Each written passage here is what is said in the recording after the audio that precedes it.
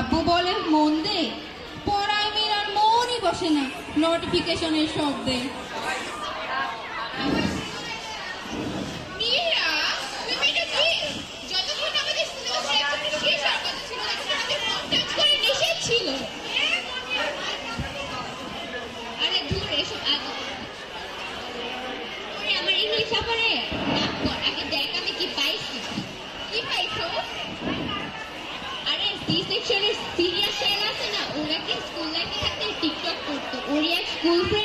আমাদের কলেজের কল গ্রুপে ওর আগের ভিডিওগুলো ছাড়ছে।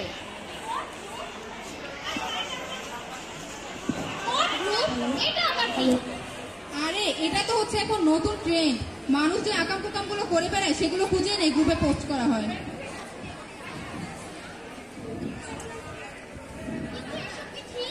ঠিক হবে না কেন? আরে তোর এসব আজেরা পেঁচাল বাদ দিয়া শালা টিকটকটা দেখ। বাপরে বাপ, এ তো দেখি ঘোমটার নিচে খ্যামটা নাচ। ওকে দেখে তো বোঝাই যায় না যে এককালে এরকম ছিল। আসলে দেখ, আবার ওর বেস্টি নাহার ঢং করে কমেন্ট করছে মানুষকে অতীত দিয়ে না বর্তমান দিয়ে বিচার করতে হয়।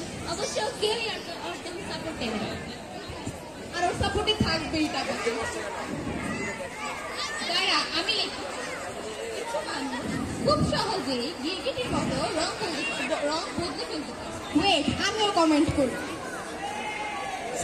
শায়লা, তোর রুচি কি এতটাই খারাপ? খ্যাত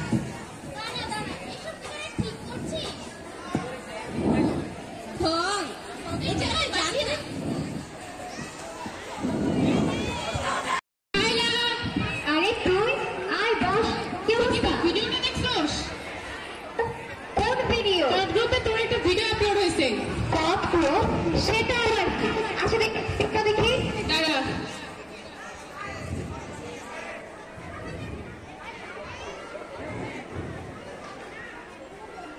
আমরা এই ভিডিওটা থেকে আসছে, এরপরে অনেক আগে ডিলিট করে দিয়েছিলাম। এরকম কিন্তু আমরা এখন করি না। শালা বস, শালা ডিজিটাল যুগ, ভিডিও করা খুব কঠিন না রে। বিশ্বাস কর, এটা অনেক পুরাতন। আচ্ছা আমি বলতে পারতেছি না আমি কি করবো, কিছু গোছায় আসছিলাম। এই ভিডিওর জন্য সবাই আমাকে খারাপ ভাবে, আমি চিন্তা করবো আমি কি করবো। শালা শান্ত হ। সব কিছু গোছায় আসছিলাম, এই ভিডিওটার জন্য এখন সবাই আমাকে খারাপ ভাবে। এই শালা হাসতেছে, কি করছিস তুই? ও মোবাইল, আবারও মোবাইল। সারাদিন শুধু ফোন আর ফোন, পড়ালেখার নামে ঠন ঠন। না আন্টি, পড়তেছিলাম আমি। মোবাইলে কি করা? আরে আপু এমন কিছু না, ওই যে প্রশ্ন দেখতেছিলাম। তুমি টেনশন করো না, রুম যাও। ও আচ্ছা, পড়তাম। দেখছো এখন আমি কি করবো? ওরা সবাই এখন খারাপ ভাববে, জানতে পারলে কি হবে চিন্তা করলে আমি কি করবো? চিন্তা কর। শালা আমি আছি না, আমি ভালো বল না, প্লিজ কিছু একটা কর। ঠিক আছে ঠিক আছে। শালা আমার একটু ভালো লাগতেছে। আরে ভাবি, কি খবর? এতদিন পর আসলে।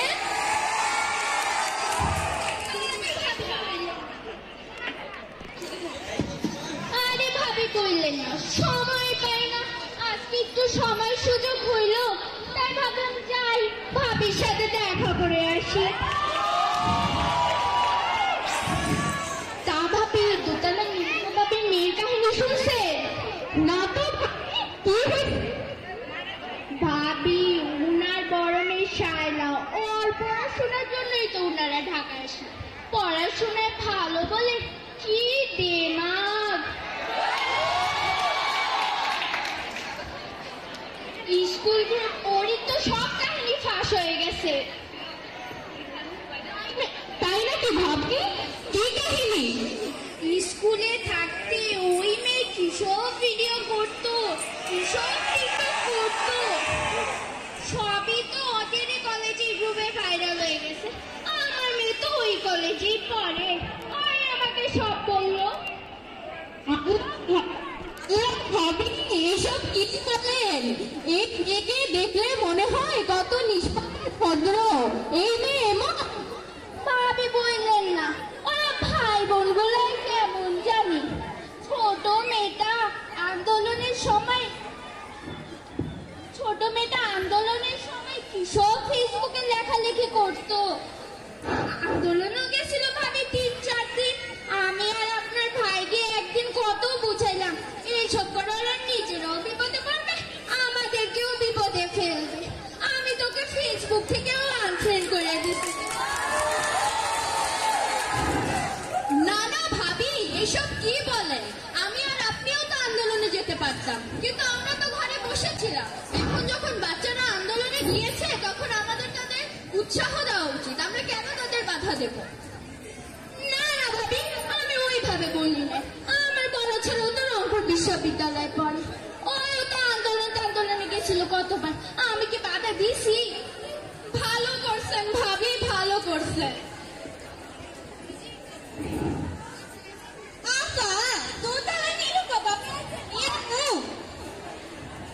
আচ্ছা যাও নিয়ে এসো।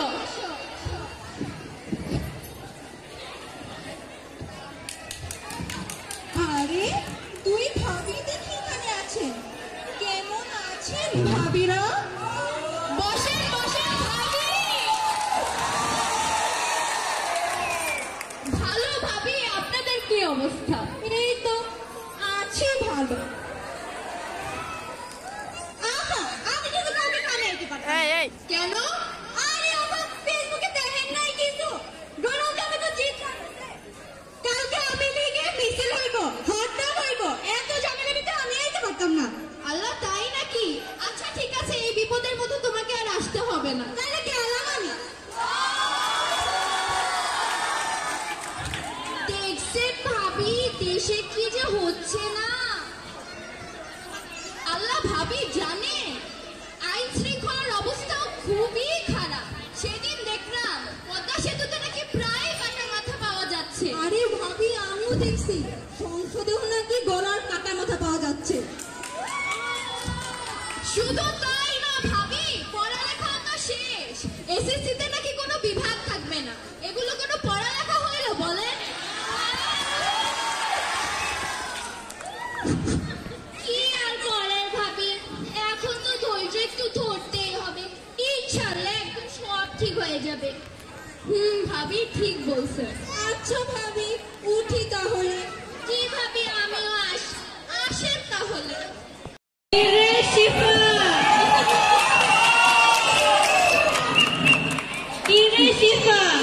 শুনলাম তুই নাকি পুরাভাবে পড়ালেখা শুরু করে দিছিস।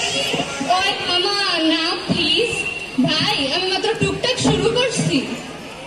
বছর তো মোটে শুরু হইলো, স্কুল খুলেছে 1 সপ্তাহ হয়েছে মাত্র, বইও তো দেয়নি এখনো। ঠিকই তো, তুই বই ছাড়া কিভাবে পড়ালেখা করছিস? আরে এবার কিছু সমস্যার কারণে আমাদের সরকার বই দিতে পারছে না, কিন্তু খুব শীঘ্রই আমরা বই পেয়ে যাব। এই কারণে আমি ইন্টারনেট থেকে পিডিএফ ডাউনলোড করে পড়া শুরু করেছি। মোবাইল থেকে? হ্যাঁ হ্যাঁ, মোবাইল থেকে। সেখানে সব বই সফট কপি পাওয়া যায়। আহারে, এসেছে বিদ্যাসাগরিনী। সারা বছর বইয়ের বসে থাকে, এখন বই না পেয়ে ইন্টারনেট থেকে পিডিএফ ডাউনলোড করে পড়ছে। আর তাই তো, মোবাইলে পড়াশোনা। মোবাইলে কত রকমের জিনিস আসে, কত রকম মজার মজার জিনিস আসে। একবার ইনস্টাগ্রামে রিলস দেখা শুরু করলে সারাদিন আর কিছু করতেই মন চায় না। ঠিক বলেছি, আমি একবার মোবাইল হাতে পেলে তো ছাড়তেই মন চায় না। আমি তো সারাদিন ইউটিউবে নানা ধরনের কন্টেন্ট দেখে থাকি। আমি তো মিস্টার বিস্টের ভিডিও সারাক্ষণ দেখে থাকি। আর তুই আরে ভাই, যতদিন বই না দেয় ততদিন পিডিএফ দেখে বলে কি এমন দোষ হয়ে গেল রে? আর এতে তো কোনো ক্ষতি নেই। শিপা কিন্তু কথাটা খারাপ বলে, যদি এভাবে পড়া যায় তাহলে তো ভালোই। এসেছে আরেক বিদ্যাসাগর। এসব ফালতু কথা বাদ দিয়ে আমার কথা শোন। জানিস, আমি না ফেসবুকে নতুন অ্যাকাউন্ট খুলেছি। আরে কি রে, ফেক নাকি রিয়েল? কত বড় অ্যাকাউন্ট!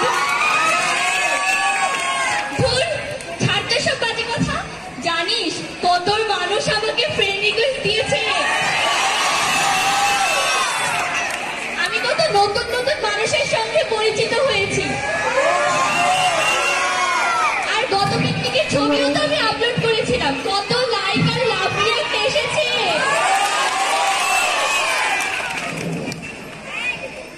ঠিকই তো শিফা, তুই অনেক বোকার মতো কথা বলে যাচ্ছিস। আরে এটা তো ওর ব্যক্তিগত তথ্য সব ছবি চুরি হতে পারে, এই কারণেই বললাম। তোরা এমন করিস কেন? তুইও না কি সব ফালতু কথা বলছিস। সারা পৃথিবীর মানুষ ফেসবুক ব্যবহার করছে, কই তাদের কি কিছু হয়েছে নাকি? আচ্ছা ঠিকই তো, আমিও কতজনকে দেখেছি ফেসবুক ব্যবহার করতে, কই তাদের তো কিছু হয়নি। কিন্তু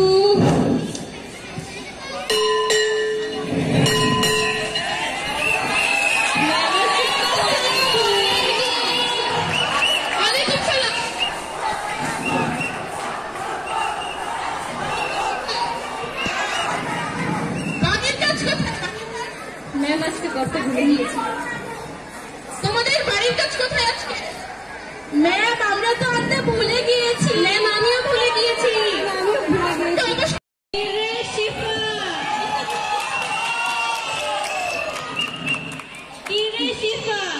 শুনলাম তুই নাকি পুরাভাবে পড়ালেখা শুরু করে দিছিস। ওই থামা না প্লিজ ভাই, আমি মাত্র টুকটাক শুরু করছি।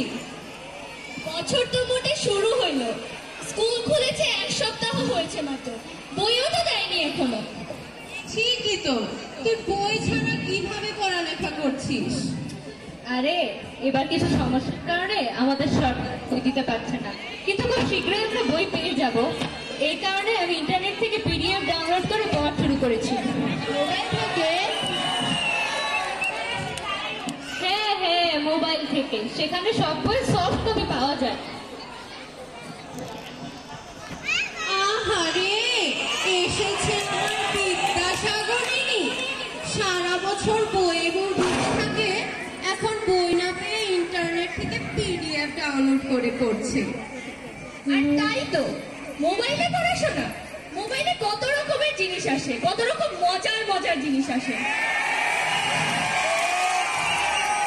একবার ইনস্টাগ্রামে রিলস দেখা শুরু করলে সারাদিন আর কিছু করতেই মন চায় না। ঠিক বলেছি, আমি একবার মোবাইল হাতে পেলে তো ছাড়তেই মন চায় না। আমি তো সারাদিন ইউটিউবে নানা ধরনের কন্টেন্ট দেখে থাকি, আমি তো মিস্টার বিস্টের ভিডিও সারাক্ষণ দেখে থাকি। আর তুই আরে ভাই, যতদিন বই না দেয় ততদিন পিডিএফ দেখে বলে কি এমন দোষ হয়ে গেল রে? আর এতে তো কোনো ক্ষতি নেই। শিফা কিন্তু কথাটা খারাপ বলে, যদি এভাবে পড়া যায় তাহলে তো ভালোই। এসেছে আরেক বিদ্যাসাগর, এসব ফালতু কথা বাদ দিয়ে আমার কথা শোন।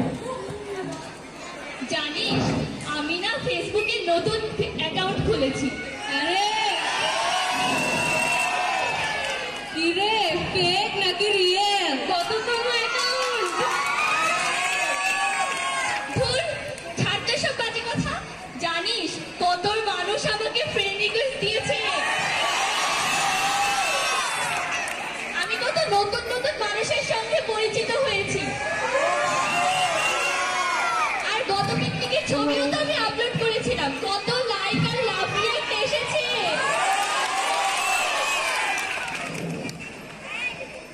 ঠিকই তো শিফা, তুই অনেক বোকার মতো কথা বলে যাচ্ছিস। আরে এটা তো ওর ব্যক্তিগত তথ্য সব ছবি চুরি হতে পারে, এই কারণেই বললাম। তোরা এমন করিস কেন? তুইও না কি সব ফালতু কথা বলছিস। সারা পৃথিবীর মানুষ ফেসবুক ব্যবহার করছে, কই তাদের কি কিছু হয়েছে নাকি?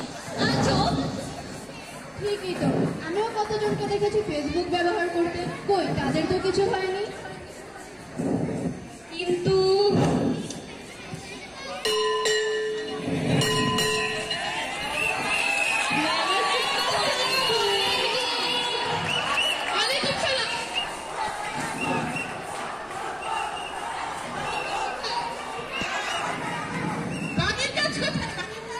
ম্যাম আজকে করতে ভুলে গিয়েছি। তোমাদের বাড়ির কাজ কোথায় আজকে?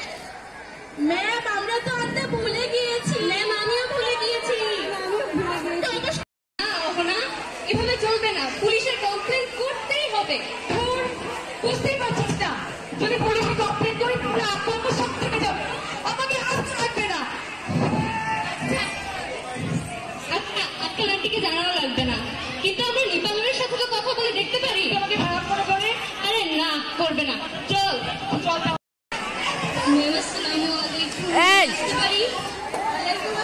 এই পিছে দিয়ে যাও।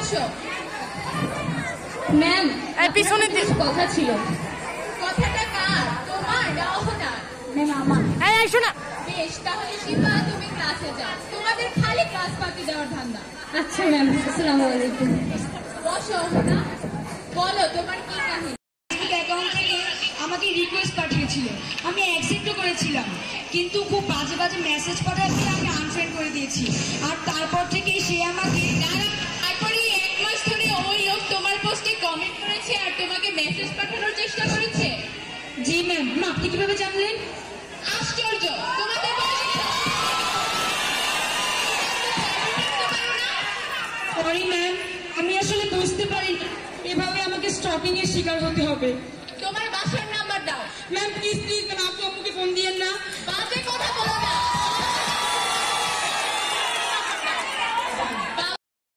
বাবার নাম্বার না দিতে চাইলে বড় ভাই বোনের নাম্বার দাও। আছে? জি ম্যাম। তোমরা তো গাধা কেন? হ্যাঁ, অপরিচিত লোকের ফ্রেন্ড রিকোয়েস্ট অ্যাকসেপ্ট করো কেন? আর লোকটা 1 মাস ধরে তোমাকে স্টক করছে, তুমি এতদিনও কেন জানাচ্ছ? আইসিটি বইটা কি শুধু পরীক্ষার জন্য পড়ো? ম্যাম আমি আসলে বুঝতে পারিনি, আমি মনে করেছিলাম এটা এমনি এমনি বন্ধ হয়ে যাবে, কিন্তু ম্যাম এখন যদি আপনি পুলিশের সাইবার ডিপার্টমেন্টে কমপ্লেন করেন তাহলে সমাজ আমাকেই খারাপ মনে করবে। বেশ, তাহলে যাও এখান থেকে, গিয়ে ওই লোকের বাজে কমেন্ট পড়ো। গাধা আমি কথা পাই। কিন্তু ম্যাম সমাজ তো আমাকেই খারাপ মনে করবে। চিন্তা করো না, সমাজটা তুমি আমি তৈরি করেছি, আর এসব নিয়ে তোমাকে আর ভাবতে হবে না। এখন যাও। আচ্ছা ম্যাম। এই শাইলা, শিফা খেতে নাই। আসতাছি মা, আসতাছি, দাঁড়াও। কি রে, তোদের স্কুলের অহনার খবর কি রে?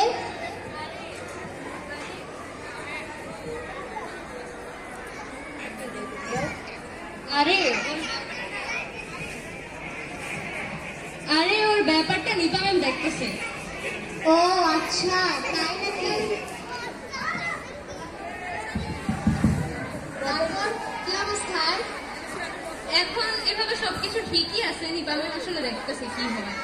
ও, এই মায়ে খাইতে ডাকছে, অহনা আয়না কি লেগা? জানি না, মনে হয় এই মা, খাও নাও। বুঝাইছে। তোমরা কিন্তু এখন বাইরে কোনো একটা যাবি না। দেশের অবস্থা এমনি অনেক খারাপ, তার মধ্যে আজকে তো আরো দেরি হবে।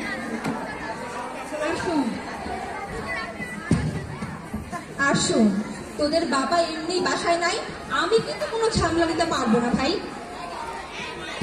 আল্লাহ, তোমার কে বলে এসব কথা? ফালতু কথা। আসলে তোমার কি বলে এগুলা? কেন? ফেসবুকে দেখছি, আমার পাশের বাড়ির ভাবিও আমাকে বলছে। আরে আরে, তুমি আসো খালি পাশের বাড়ির ভাবিরে লইয়া। এগুলো সব ফেক নিউজ, যত সব। বাংলাদেশের টিভি চ্যানেলে সত্যিকারের নিউজ পাওয়া যায় না, আর তুমি ফেসবুকের নিউজ বিশ্বাস করো? নিউজ দেখার আগে যাচাই করে নিবা। আমি কিভাবে যাচাই করবো বলতো? আরে অনেক ধরনের অ্যাপস আছে, যেমন হিউমার স্ক্যানার, ফ্যাক্ট চেকার, এগুলো দিয়েই তুমি যাচাই করতে পারবা। আচ্ছা, নামিয়ে দিস তাহলে। ওহো, দিমনে।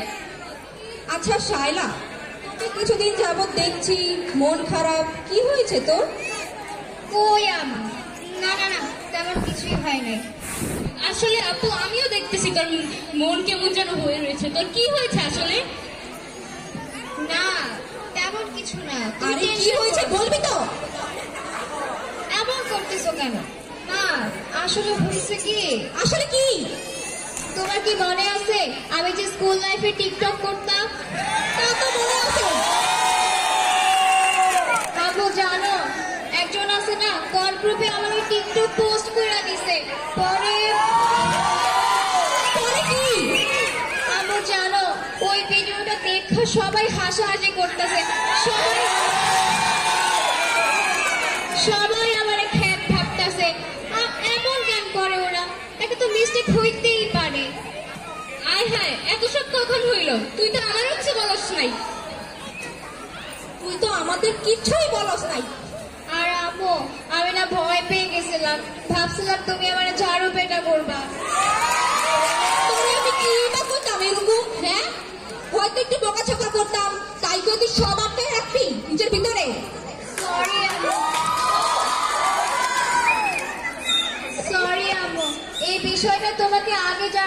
ছিল, তবে চিন্তা নাই, আমি আমার কলেজের আইসিটি টিচারকে জানাই রাখছি, উনি অবশ্যই পদক্ষেপ নেবে।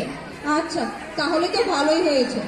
হ্যাঁ, এখন এসব আদের আপাচার বাদ দিয়ে শান্ত আর শোন, তুই কিন্তু এইসব নিয়ে আর ভাববি না তেমন কিছু, বুঝেছিস?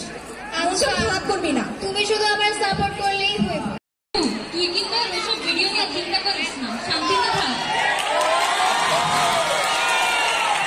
হ্যাঁ রে, তোদের সাথে এই বিষয়টা বলতে পারে সত্যি খুব ভালো লাগতেছে। দাঁড়ান দাঁড়ান, আমার আইসিটি টিচার একটা মেসেজ দিছে। দেখ দেখ কি বলছে। উনি বলছে যে উনি বলছে যে আমার ভিডিও আর কল গ্রুপ নিয়ে একটা পদক্ষেপ নেবে। তাহলে তো দারুণই হয়েছে। কি বলস তোরা?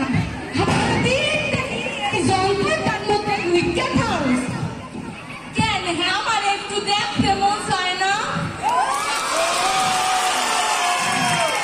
এতদিন ধরে গ্রামে খেয়াইছি, ভাবলাম আমার একটু সময় দিবি, এখন দেখি এই যন্ত্রটার মধ্যে দুইটা খাও।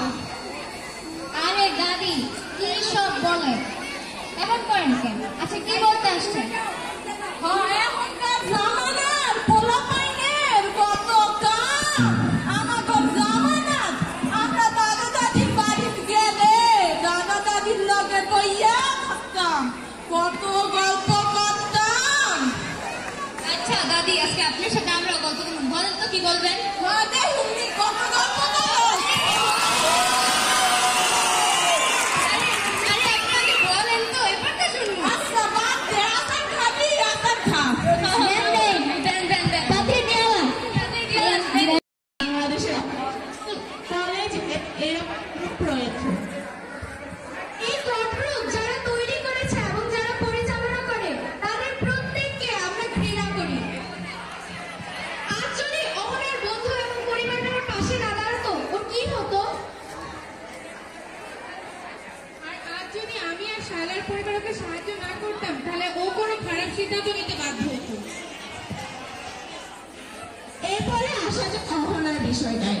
অহনা স্টকিং এর শিকার হয়ে ভয়ে তার পরিবারকে কিছু বলতে পারছিল না।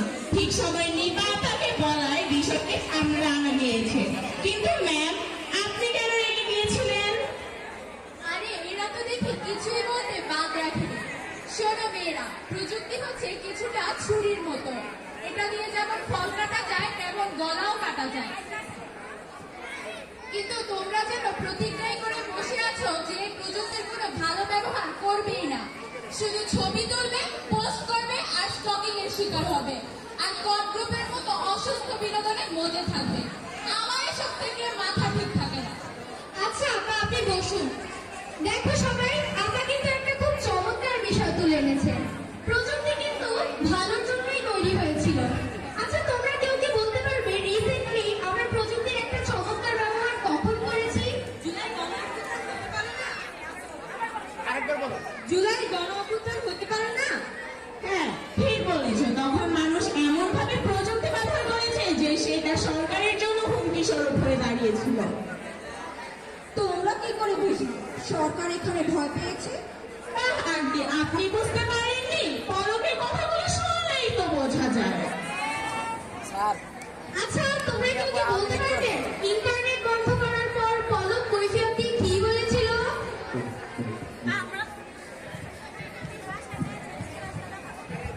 আমরা ইন্টারনেট বন্ধ করিনি, এমনি এমনি বন্ধ হয়ে গেছে। না না, স্যাটেলাইটে পানি ঢুকে বন্ধ হয়ে গেছে। বৃষ্টির কারণে।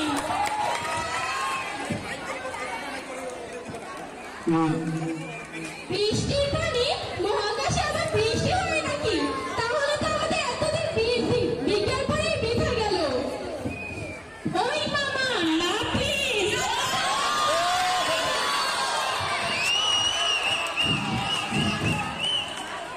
মজার ব্যাপার হচ্ছে, শুধু যে বাংলাদেশের সোশ্যাল মিডিয়া বিপ্লবের হাতিয়ার হিসেবে ব্যবহৃত হয়েছে তা কিন্তু নয়, আরব বসন্তেও সোশ্যাল মিডিয়া ভালো ভূমিকা রেখেছিল। আর তাছাড়া আমাদের সীমান্ত আন্দোলনের সময় ইন্টারনেটে অনেক কিছু লেখালেখি করতাম। হ্যাঁ, আন্দোলনের সময় আমি ইন্টারনেটে অনেক কিছু লেখালেখি করতাম, পোস্ট করতাম। কখন আন্দোলন হবে, কোথায় হবে, কিভাবে হবে, এগুলো নিয়ে পোস্ট করতাম। অনেক সমন্বয়কদের সাথে আমার যোগাযোগ ছিল। সর্বনাশ শিবা, এখন যদি পুরান সরকার থাকতো তাহলে তুমি আয়না করে থাকতা। হ্যাঁ, ঠিক বলেছ। ভাগ্যিস আপা পালিয়েছিল।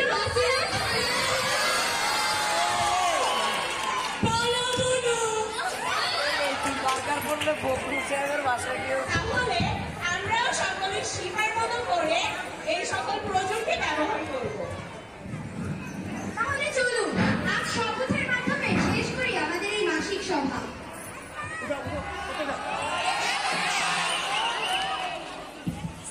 আমরা সকলে আজকে থেকে সচেতনভাবে ইন্টারনেট ও এসব সামাজিক যোগাযোগ মাধ্যমগুলো ব্যবহার করব এবং এসব বিষয়ে সকলকে সচেতন করব। ধন্যবাদ সবাইকে আজকে সবাই উপস্থিত থাকার জন্য।